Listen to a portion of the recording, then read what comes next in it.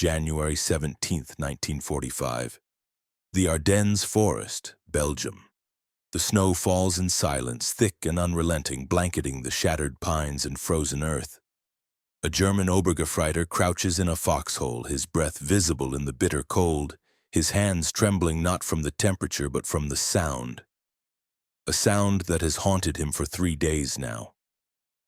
It begins as a whisper, a distant rumble that could be mistaken for thunder if not for the clear winter sky.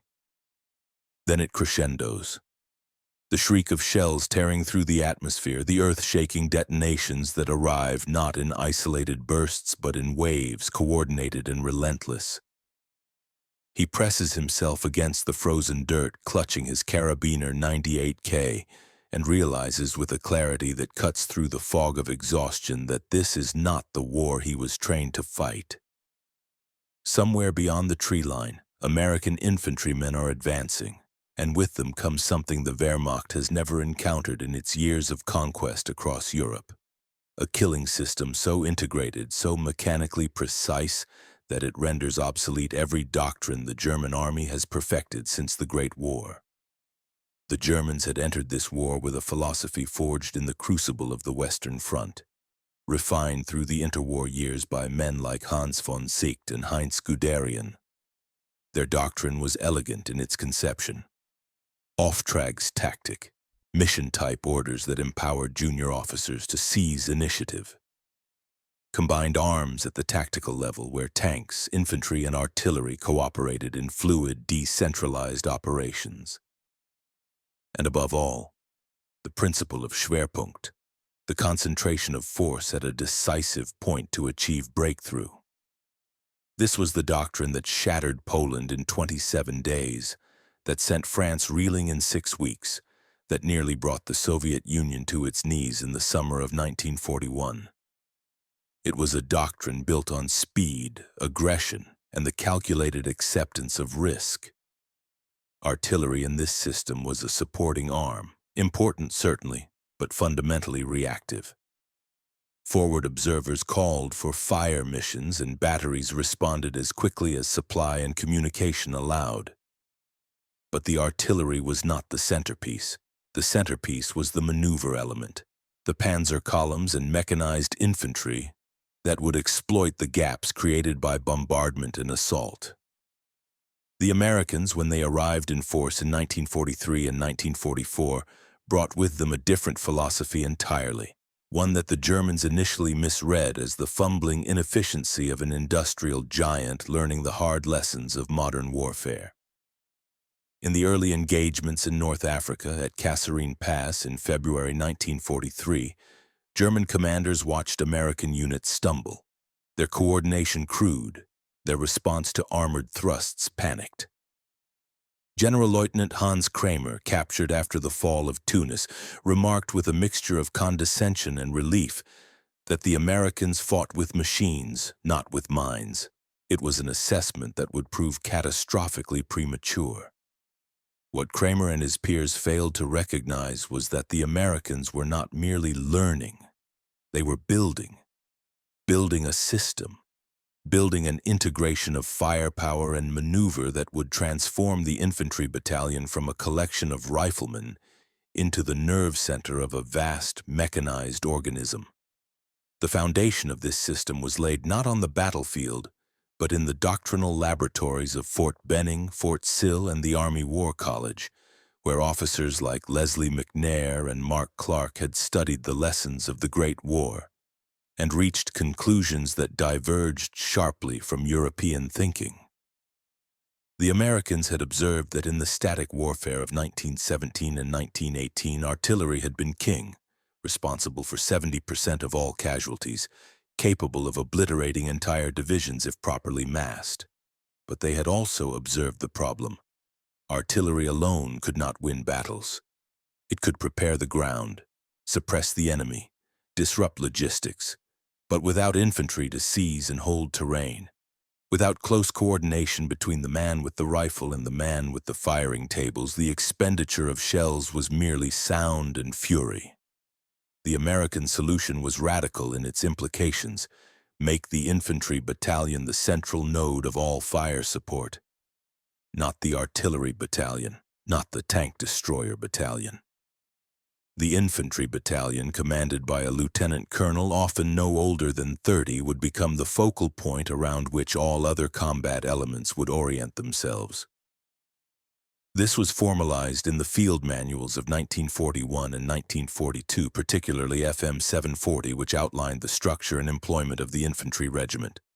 Each regiment consisted of 3 infantry battalions, supported by a dedicated cannon company equipped with M1 105mm howitzers, short-barreled mobile artillery pieces that could provide immediate close-range fire support. But the innovation extended far beyond organic assets. The Americans created the forward observer system with a thoroughness that bordered on obsession. Every infantry battalion was assigned a fire direction center, a small team of artillerymen embedded directly with the infantry headquarters, tasked with translating the battalion commander's intent into fire missions executed by every available artillery asset within range. This was not a casual liaison arrangement. The FDC officers lived with the infantry, ate with them, froze with them, bled with them. They learned to think like infantrymen, to anticipate the rhythm of an assault, to recognize the difference between a probing attack that required suppressive fire and a full-scale assault that demanded a creeping barrage. And the communications infrastructure to support this integration was unlike anything the German army possessed. The Americans deployed the SCR-300 radio, a backpack-mounted FM transceiver with a range of 3 miles, to every rifle company. The SCR-608 radio linked battalion headquarters to regiment and division. Wire teams laid thousands of miles of telephone cable, burying it where possible to protect against artillery fire, creating redundant networks that ensured that even if one link was severed, the system as a whole remained functional. By 1944, an American infantry battalion commander could call for fire support from his own cannon company, from the divisional artillery battalion assigned in direct support, from the corps artillery battalions in general support, and even from the heavy 8-inch howitzers and 240-meter guns of Army-level artillery, all within minutes, all coordinated to strike the same target or to execute complex time-on-target missions, where shells from batteries separated by miles would impact simultaneously. The Germans, conversely, relied heavily on landline telephones and runners for forward communication. Their radios, while effective at the regimental and divisional level, were scarce and heavy at the battalion level. The Feldwebel, directing mortar fire from a forward position, often had to send a runner back to the company command post, where the request would be relayed by telephone to the battalion, which would then contact the artillery regiment. The process could take 30 minutes or more, and in fluid combat situations the target might have moved or the tactical situation might have shifted entirely. The Americans, by contrast, had collapsed this timeline to 5 minutes or less. A forward observer spotting enemy infantry assembling for a counterattack could have mortar rounds falling within 90 seconds and divisional artillery arriving within 4 minutes. But speed alone does not explain the psychological impact. What broke the German soldiers' will was the certainty of the response. In the summer of 1944, after the breakout from Normandy, German after-action reports and prisoner interrogations begin to reflect a profound shift in tone. A lieutenant from the 276th Infantry Division, captured near Mortagne, described the American fire support with language bordering on the metaphysical. They do not shoot at where you are. They shoot at where you will be, where you must be, where you cannot avoid being. You move to a new position, and the shells are already there waiting. It is as if they see through the earth. This was not paranoia. This was the result of predictive fire planning, of forward observers trained to recognize tactical patterns, of fire direction centers that maintain detailed maps of likely assembly areas, approach routes, and fallback positions. The Americans did not merely react to German movements.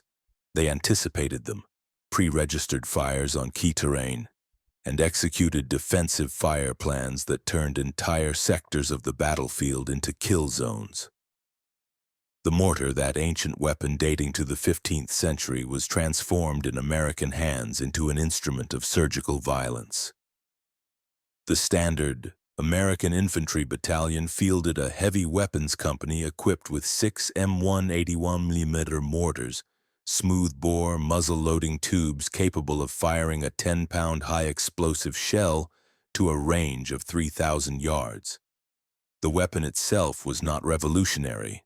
The Germans fielded a comparable 81mm mortar, the Granatwerfer 34. What differed was the doctrine of employment.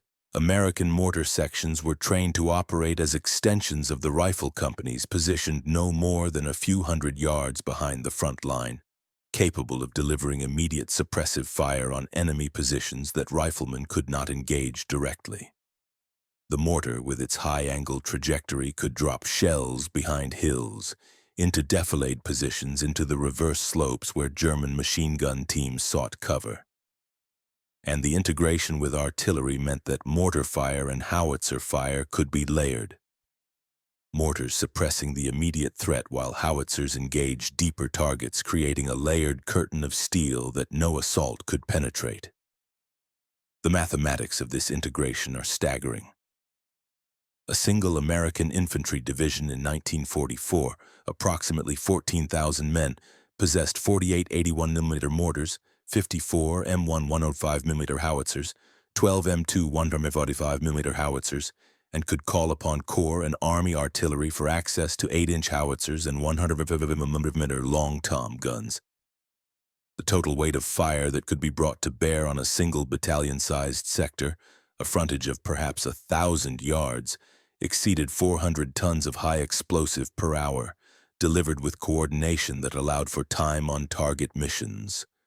Rolling barrages that advanced at a pace matched to the infantry assault, and immediate suppression fires that could be called down within seconds of enemy contact.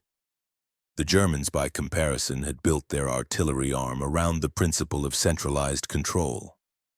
Artillerieführer, artillery commanders at division and corps level, controlled the allocation of fire missions, and while this allowed for impressive massing of fires when conditions permitted, it also meant that battalion and regimental commanders lacked the immediate, organic fire support that their American counterparts took for granted.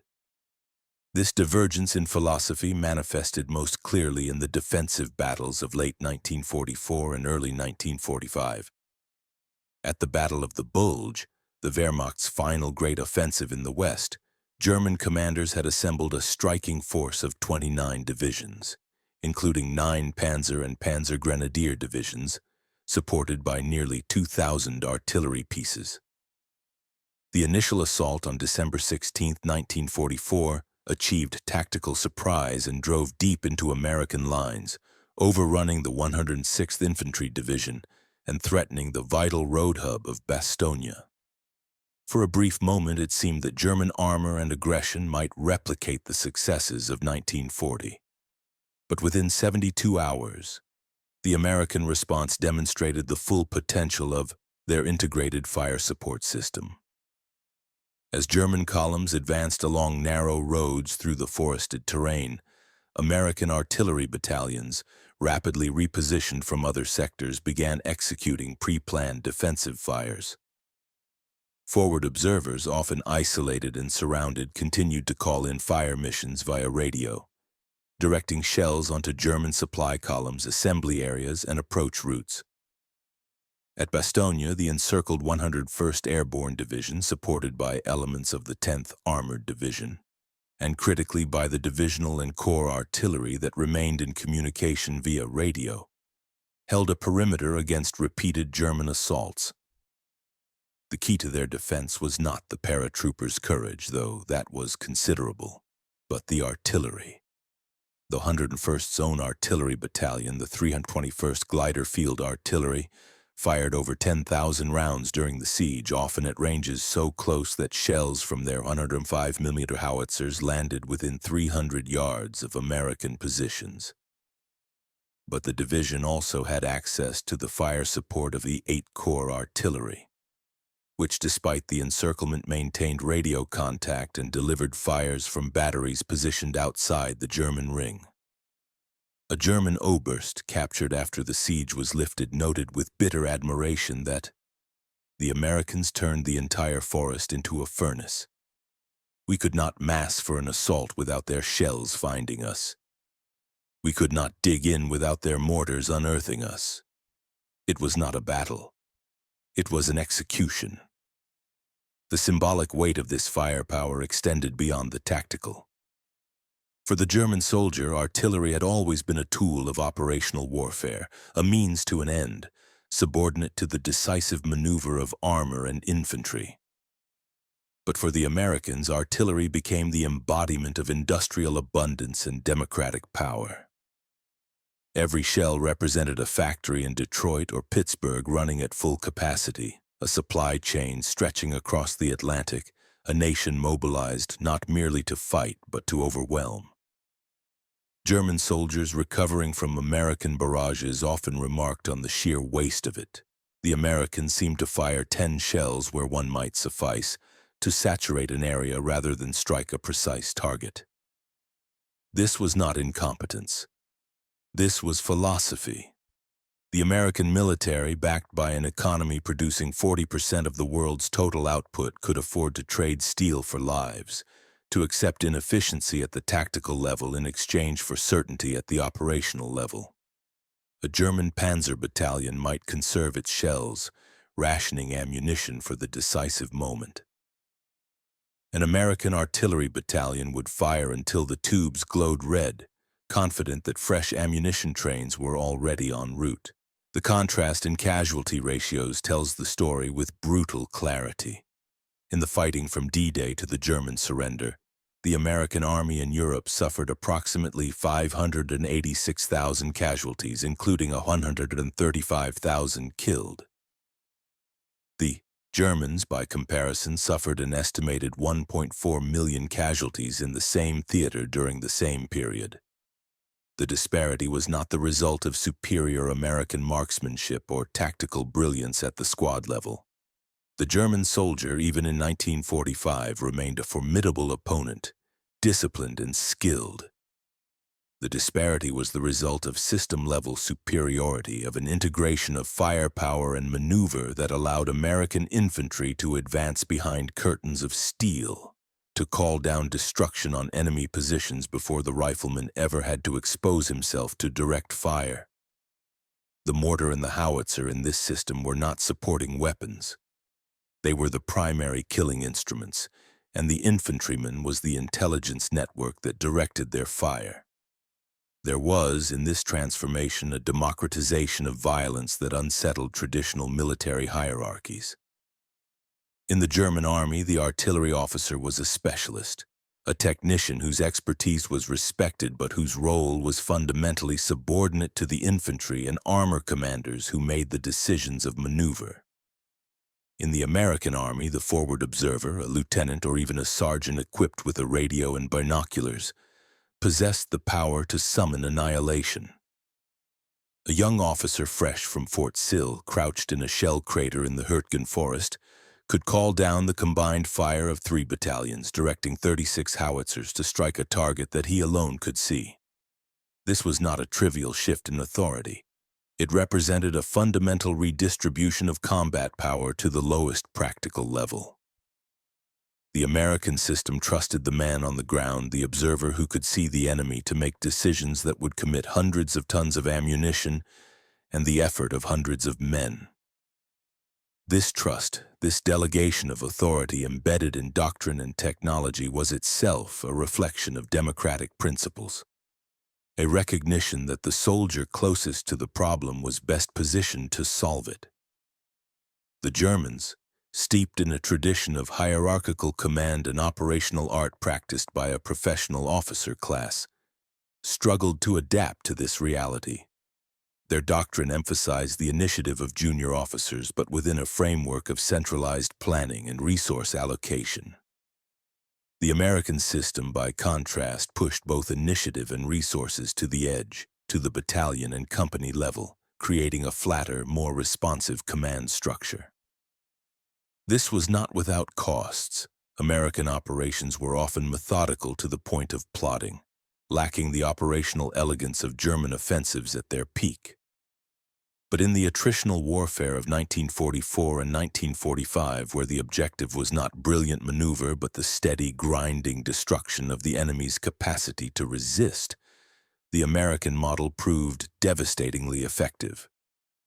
By the spring of 1945, as Allied armies closed on the Rhine and pushed into the heart of Germany, the integration of mortars, artillery, and infantry had reached a level of refinement that bordered on the industrial. American divisions executed river crossings with artillery preparations that lasted hours, firing tens of thousands of rounds to suppress German defensive positions on the opposite bank. Infantry assaults were preceded by rolling barrages timed to the minute, with forward observers adjusting fires in real time as the assault waves advanced.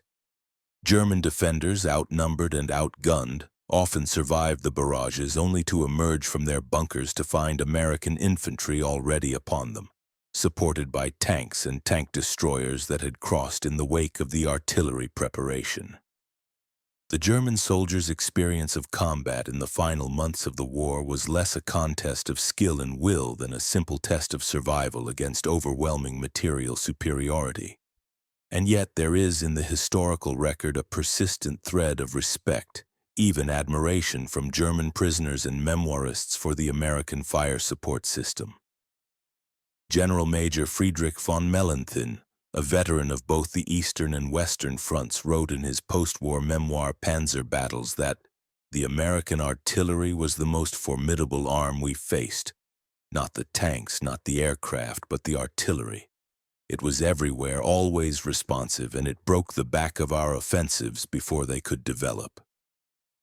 This was not the grudging acknowledgement of a defeated enemy seeking to rationalize failure.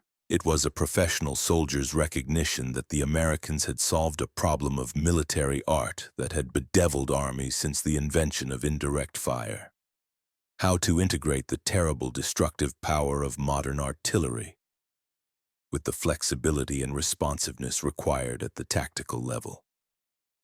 The symbolic object that recurs in the accounts of both American and German soldiers is not a weapon or a piece of equipment, but a sound.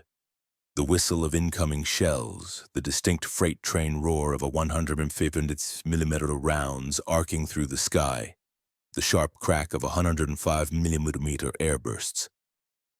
For the Americans, this sound was reassurance, the audible proof that the system was working, that the observer had called the mission, that the Fire Direction Center had computed the data, that the guns had fired. For the Germans, it was terror and inevitability, the knowledge that somewhere beyond their line of sight, an American lieutenant with a radio had marked them for destruction.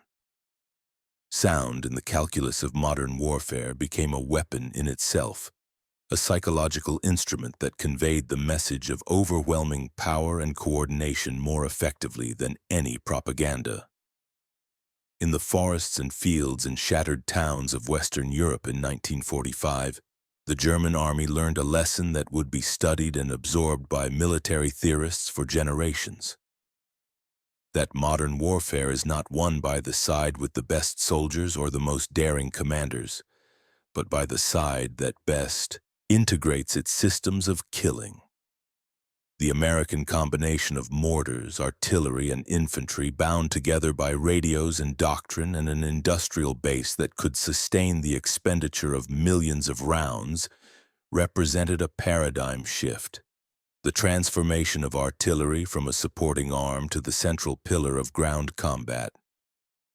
The German doctrine of maneuver warfare, elegant and aggressive, collapsed not because it was poorly executed, but because it was fundamentally mismatched to the material and organizational realities of fighting the United States Army in 1944 and 1945.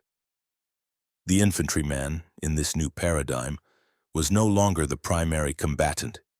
He was the intelligence sensor, the spotter, the coordinator of fires delivered by weapons he could not see, fired by men he might never meet. His rifle, the iconic symbol of the foot soldier, became almost secondary to the radio on his back and the binoculars in his hands. The mortar and the howitzer, operated by crews stationed hundreds or thousands of yards behind the line, did the actual killing. This was not the war of heroic charges and individual valor celebrated in the propaganda of earlier conflicts. This was industrialized warfare where victory was measured in tons of high explosive delivered per hour, in response times measured in minutes and seconds, in the relentless accumulation of small tactical advantages compounded by superior logistics and coordination. There is a photograph taken in April 1945 near the Elbe River that captures the essence of this transformation. It shows an American forward observer team, a lieutenant and two enlisted men, crouched behind a low stone wall, the lieutenant speaking into the handset of an SCR-300 radio while scanning the opposite riverbank through field glasses. In the background, visible in the middle distance, are the flashes of artillery fire, the impacts raising columns of earth and smoke among the German positions. The men in the photograph look tired, begrimed with the filth of weeks in the field, but their posture is calm, almost routine. They are not heroes in the cinematic sense. They are technicians, practitioners of a deadly craft, coordinating the destruction of an enemy they cannot see with tools that turn individual human judgment into mass industrial violence. This was what broke the German army. Not the loss of territory or the collapse of supply lines, though those were critical. It was the realization, filtering down from the Oberkommando to the Lancer in his foxhole, that they were fighting an enemy that had solved the fundamental problem of modern warfare. The integration of firepower and maneuver at scales and speeds that rendered obsolete the doctrines that had made the Wehrmacht the most feared army in Europe. The Americans did not need to be better soldiers man for man. They needed only to be competent enough to operate the system, to call in the fires, to direct the avalanche of steel and high explosive that represented the full might of an industrial democracy mobilized for total war. And so in the snow-covered forests of Belgium, in the mud of the Rhineland, in the rubble of German cities, the German soldier learned that courage and discipline and tactical skill were no longer sufficient. He learned that the war had become a contest of systems, and that his side had lost that contest not on the battlefield, but in the factories and doctrinal schools and logistics networks that shaped the armies before they ever met in combat. The sound of American artillery, that freight train roar that preceded every assault, became the voice of modernity itself. Relentless, impersonal, overwhelming. It was the sound of abundance translated into violence, of democracy's industrial might focused through the lens of military doctrine, of a nation that had learned to wage war not with brilliance, but with thoroughness, not with elegance, but with certainty. The lesson outlived the war. In Korea, in Vietnam, in the deserts of the Middle East, American ground forces would continue to rely on the integration of mortars, artillery, and infantry that was perfected in the hedgerows of Normandy and the forests of the Ardennes. The technology would evolve, digital fire control systems replacing manual calculations, precision-guided munitions allowing single shells to do the work of entire batteries, helicopters, and drones providing observation platforms that the forward observers of 1945 could scarcely have imagined. But the principle remained constant. Give the infantrymen the power to summon overwhelming fire support, integrate the system so thoroughly that response is measured in seconds rather than minutes, and trust that the accumulation of tactical firepower will achieve operational and strategic objectives. The German doctrine did not collapse because it was flawed in conception. It collapsed because it was optimized for a style of warfare, mobile, aggressive, reliant on speed and shock, that the material realities of the conflict no longer supported. By 1945, the Wehrmacht lacked the fuel for mobile operations, the ammunition for sustained fire missions, the radios for responsive coordination. But even if those material shortages had not existed, even if Germany's industrial base had matched America's, the doctrinal gap would have remained. The Americans had built a system where firepower was not a scarce resource to be husbanded and allocated by senior commanders, but an abundant tool to be wielded by lieutenants and sergeants at the point of contact. That shift, that democratization of destructive power, was as much a product of American political culture as of military innovation. It was the manifestation in doctrine and technology of a society that believed in distributing authority and resources to the lowest competent level, that trusted the individual soldier and junior officer to make decisions that in other armies were reserved for field-grade officers and above. In the end, the story of why American mortars, artillery, and infantry operated as one while German doctrine collapsed is not merely a story of tactics and technology. It is a story about the relationship between a society and its military, about how the values and capacities of a nation shape the way it fights. The Americans brought to the battlefield an abundance of material and a flexibility of organization that reflected their industrial might and democratic traditions. The Germans brought tactical excellence and operational artistry rooted in a century of professional military development. But when those two systems collided, when the question became which could better integrate firepower and maneuver in the grinding attritional warfare of Western Europe, the American system, built on radios and redundancy, on firepower and faith in the junior officer, proved superior. Not because American soldiers were braver or more skilled, but because the system they served had learned to turn industrial capacity into battlefield effect with a thoroughness that the Germans, for all their operational brilliance, could not match. The Obergefreiter in his foxhole in the Ardennes, listening to the shells whistle overhead, was not merely witnessing the defeat of his army. He was witnessing the obsolescence of an entire way of war, the end of an era in which tactical excellence and operational artistry could compensate for material inferiority. The sound that haunted him was not just the sound of artillery. It was the sound of the future, of wars fought and won not by the side with the best soldiers, but by the side with the best systems. And that realization, more than any defeat on the battlefield, was what broke the spirit of the Wehrmacht in the final year of the war. They had learned too late that in modern war, the radio and the howitzer, bound together by doctrine and deployed with industrial abundance, were worth more than all the courage and skill in the world.